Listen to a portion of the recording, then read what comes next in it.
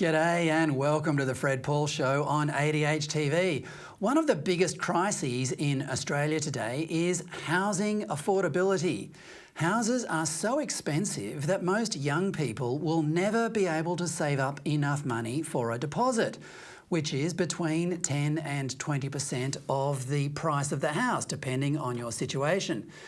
There are many reasons for this crisis. The most commonly discussed one is immigration, which is pushing up demand for housing even higher, and the government doesn't seem to care. It's just letting in hundreds of thousands of people anyway. But the cruelest cause of the housing affordability crisis is this. These advertisements, which are everywhere, depict ordinary workers quietly saving for retirement as if it's all perfectly normal and voluntary in superannuation funds. What they don't mention is that superannuation contributions are compulsory and that even 18-year-olds in full-time employment need to pay it. Well, you don't need to be a psychoanalyst to know that the last thing 18-year-olds are thinking about is their retirement. Whatever they are forced to put away in a super fund cannot be touched for at least 40 years. So why would they even think about it? After they've moved out of home and done the obligatory trip or two overseas, the most financially savvy young people begin to realise that the rent they're paying, the dreaded landlord, is money down the drain, and maybe buying their own home wouldn't be such a bad idea. This would also give them the sort of domestic security, should they want to raise a family, that generations of Australians have taken for granted. But here's the cruel bit. Most will never save enough for a deposit on a house because 11% of their wage is going into a superannuation fund that they can't touch for decades. And to make it even crueler, some of those super funds announced last month that they are going into the, wait for it, housing business. The Sydney Morning Herald reported recently hundreds of millions of dollars of retirement savings will be thrown at Australia's housing affordability crisis under a deal struck between industry superannuation funds to boost the supply of low-cost homes. In a landmark agreement, 4 of Australia's biggest industry super funds, along with industry super fund-owned IFM investors, have agreed to lend their members money to community housing providers wanting to build social and affordable housing using the federal government's Housing Australia Future Fund. If you ever needed evidence that the meddling of the government had gone too far, here it is. The government is forcing young people to deposit their hard-earned money into retirement funds, which prevents them from saving for a home, and those retirement funds are now building homes to fix the, quote, housing affordability crisis. Worse, the other funds are only investing in housing because it meets their standards for investment return. So they are even turning a buck from this at the expense, in the end, of their own members, or their young members anyway.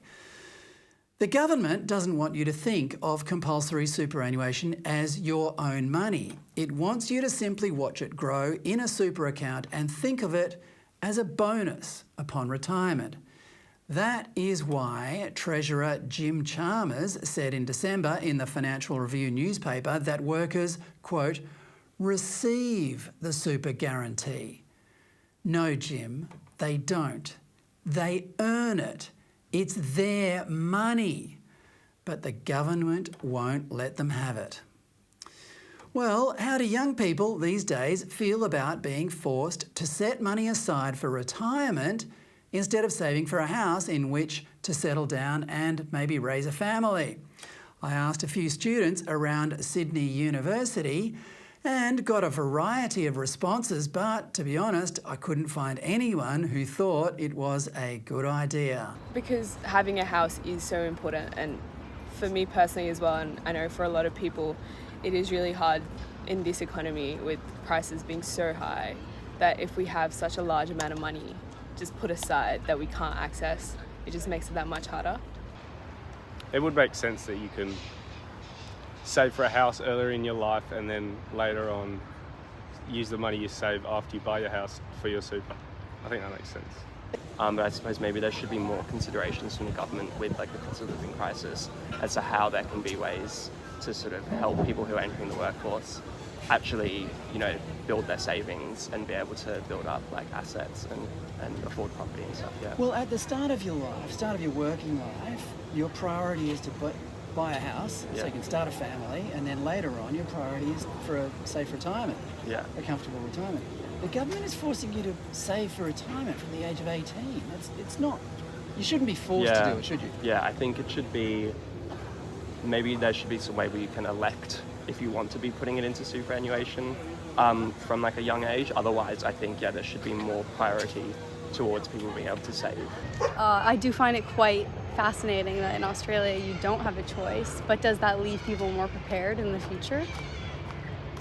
Well, they can't buy houses. That's a problem. Yeah, that's because if the you can't buy a problem. house, you can't start a family.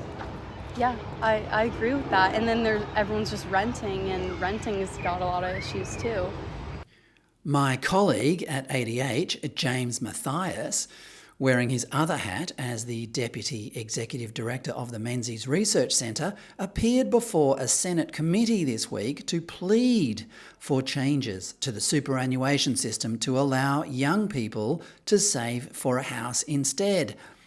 He said that 30 years after the introduction of compulsory superannuation, the number of people relying on the aged pension had decreased by only a few percent, but that rental assistance for seniors had gone through the roof. The government is now helping 157,000 people aged over 75 to pay the rent. So the superannuation system wasn't working anyway, but worse, home ownership among young people was also decreasing. The most concerning gap is for the youngest generation of Australians, where 54.2% of those born between 1947 and 51 were homeowners by their mid to late 20s. Now, for the current generation, that figure is just 37.4%, a 16.8% reduction in just 40 years. And his colleague, Freya Leach, put their generation's case for home ownership very eloquently.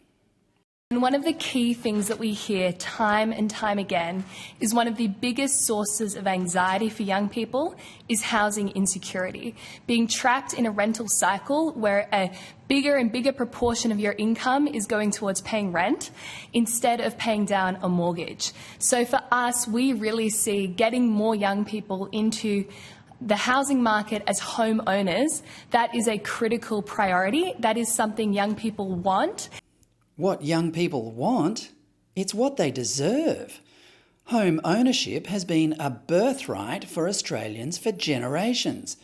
But the vested interests in the superannuation industry are making it an increasingly rare privilege.